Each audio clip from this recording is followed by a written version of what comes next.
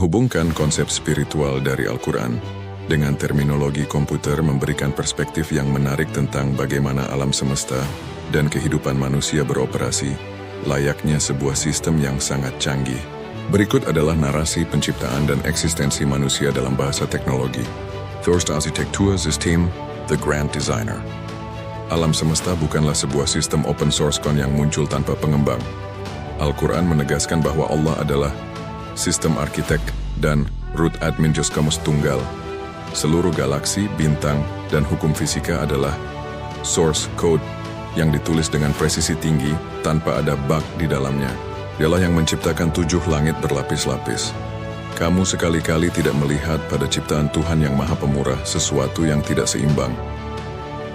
QS Al-Mulk 3. Dalam istilah komputer, ini adalah kernelis dari sistem operasi alam semesta yang mengatur manajemen memori, proses, dan perangkat keras galaksi agar tetap stable selama miliaran tahun. Kedua, manusia, perangkat hardware dan software. Manusia diciptakan sebagai unit komputer yang paling kompleks di bumi. Hardware, jasad. Tubuh fisik yang terbuat dari materi biologis, tanah, berfungsi sebagai antarmuka untuk berinteraksi dengan dunia fisik. Operating system, ruh. Sesuatu yang ditiupkan langsung oleh sang pencipta. Tanpa OS ini, hardware hanyalah benda mati yang tidak memiliki power. Firmware, fitrah. Program bawaan yang sudah terinstal sejak pabrik. Fitrah adalah pengaturan default manusia untuk mengenali kebenaran dan Tuhannya sebelum dipengaruhi oleh data eksternal.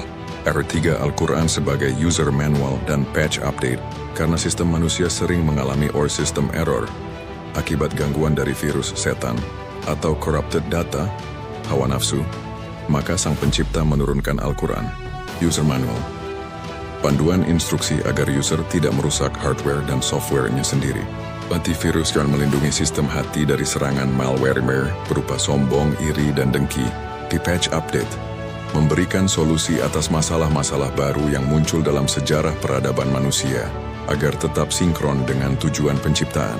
Amat, database, amal, cloud storage yang tak terbatas.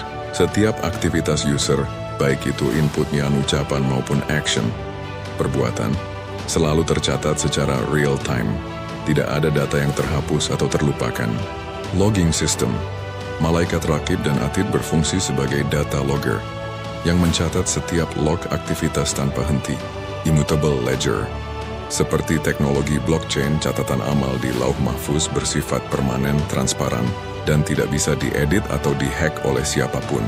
Fungsi hari kebangkitan, system restore, and final audit. Kematian bukanlah akhir dari segalanya, melainkan fase shutdown one sementara. Resurrection, Ba'ats. Proses system restore, di mana seluruh data manusia dipanggil kembali dari database pusat dan diinstruksikan untuk booting ulang dalam bentuk baru. Ayomul Hisab, final audit. Proses pembacaan log files.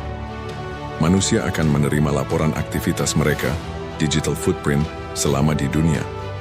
Jika integrity check berhasil, iman dan amal saleh, user akan diarahkan ke main server, surga, dengan bandwidth kebahagiaan tanpa batas. Checklist penuh dengan malware dan corrupted files, maka akan masuk ke fase quarantine format neraka. Kesimpulan, The Ultimate Programmer. Al-Quran mengingatkan kita bahwa kita sedang menjalani simulasi besar yang sangat nyata. Setiap detik adalah input, dan setiap keputusan adalah command, yang akan menentukan apakah sistem kita berakhir dengan sukses atau fatal error. Maka Surah Kimble mengira bahwa sesungguhnya kami menciptakan kamu secara main-main saja, dan bahwa kamu tidak akan dikembalikan kepada kami. QS Al-Mu'minun 1:15.